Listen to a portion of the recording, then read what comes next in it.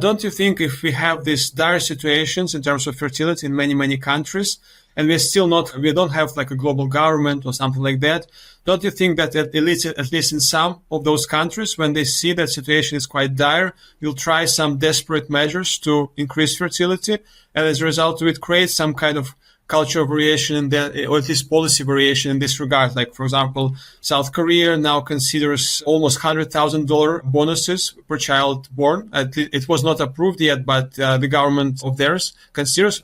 Of course, I agree that maybe even this amount is not sufficient, but at least it's considerably more than was proposed so far.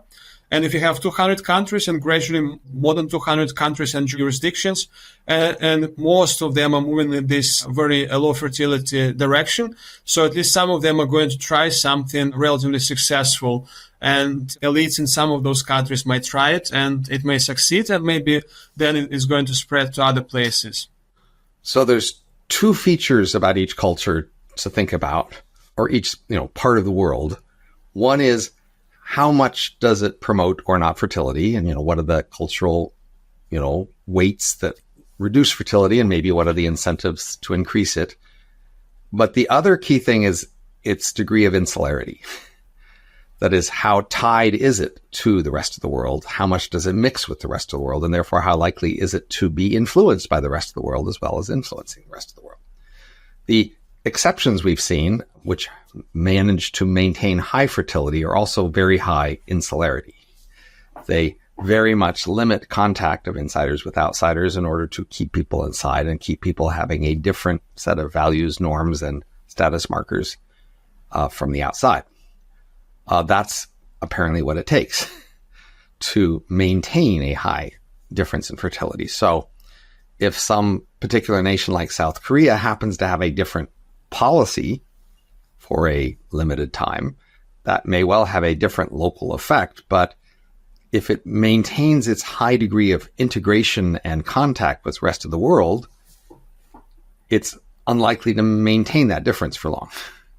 That's the problem, is that now, if they could show a success that lots of other people were inspired to copy, and then it spread to many other places, then you have a hope of changing the entire world culture. That would be the hope. But the hope of just being different and maintaining that difference for a long time in the face of other people not copying it, that seems much less likely to me. That is, the fact the whole world today has such a correlation in fertility, especially as a function of wealth and time, suggests there really are large effects of sharing a world culture. And the fact that the few exceptions are these highly insular cultures suggests that's really what it takes. So either it's like, we're on a ship approaching an iceberg. Either you move the whole ship or you get off onto lifeboats. Those are the two key options there. The thing I want to emphasize is that even if we manage to fix fertility soon, that doesn't fix the more underlying problem of cultural drift.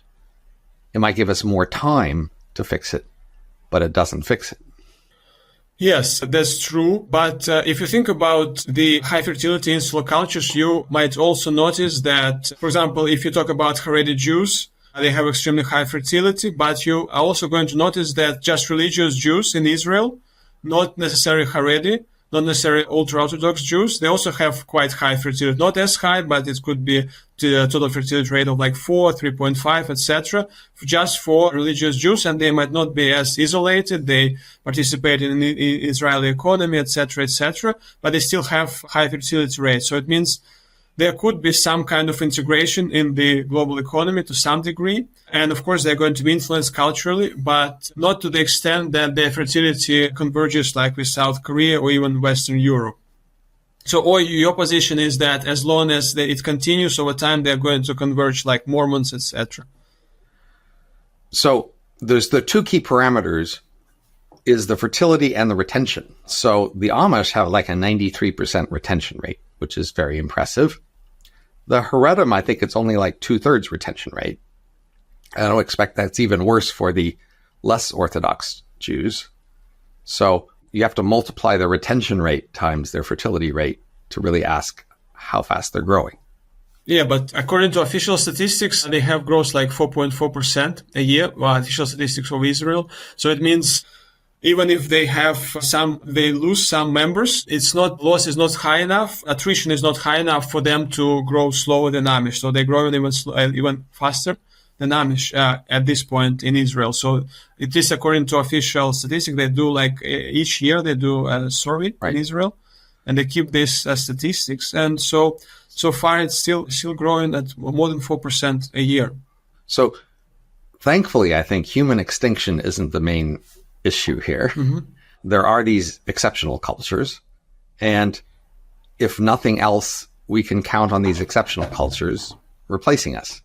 I mean, maybe some of them will fail to maintain their difference, but probably not all of them. So at least one exceptionally fertile insular culture will be around to replace and replenish the earth. So there's two problems. One is the delay. We might have hoped where humanity would get to, it would get to sooner. And this long, fall of our mainline civilization to be replaced by another is a delay, a substantial delay. And the other issue is that we might have liked some features of our dominant culture that these other cultures may not pick up and take on.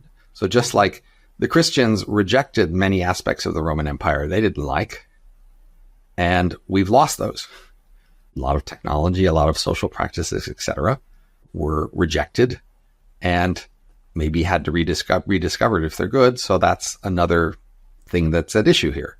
But thankfully not human extinction. And then probably whatever these cultures are, they will eventually rediscover technology and reignite growth. But then if they haven't solved the underlying problem of cultural drift, they may themselves suffer from it and then rise and fall again, and have to have a sequence of rising and falling, which then makes a much longer path toward whichever future we hoped for, and also means we have much less influence now over what they will become. Each of these replacements makes large changes to culture.